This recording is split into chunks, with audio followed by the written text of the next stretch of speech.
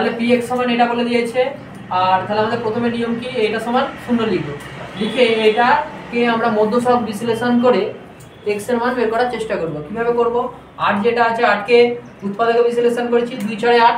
এবারে দেখি 2টা তাহলে এখান থেকে মেলাতে হবে, 4 থেকে 2 বাদ দিলে তো 2 পেয়ে যাব, হয়ে গেল। তাহলে x² মাইনাস 2 কে লিখব 4 মাইনাস কত 2 x, মানে 2 কে লিখেছি 4 মাইনাস 2 লেখা যায় না, 4 মাইনাস 2 মানে তো 2 মাইনাস 8 সমান 0। বা x² মাইনাস কত হবে এটা 4x মাইনাস মাইনাসে প্লাস 2x মাইনাস 8 সমান কত 0।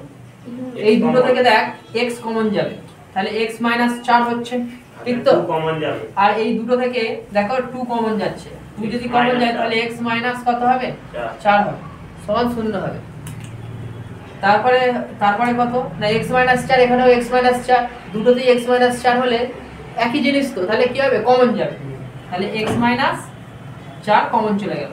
কমন গেলে তাহলে যেটা যেটা পড়ে থাকছে সেটা সেটা লিখবো, x প্লাস 2 পড়ে রয়েছে, এখানে x আর এখানে প্লাস 2 সমান 0।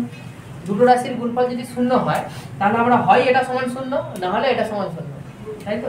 তাহলে x মাইনাস 4 সমান 0 যখন x plus 2 not equal to 0।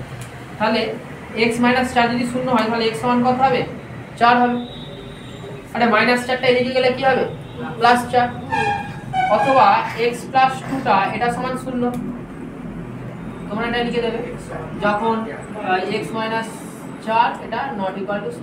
তাহলে x প্লাস 2 যদি 0 হয় তাহলে x সমান তাহলে কত হবে মাইনাস 2, ঠিক তো। তাহলে x সমান 4 অথবা x সমান যদি মাইনাস 2 হলে কত হবে না px সমান 0 হবে।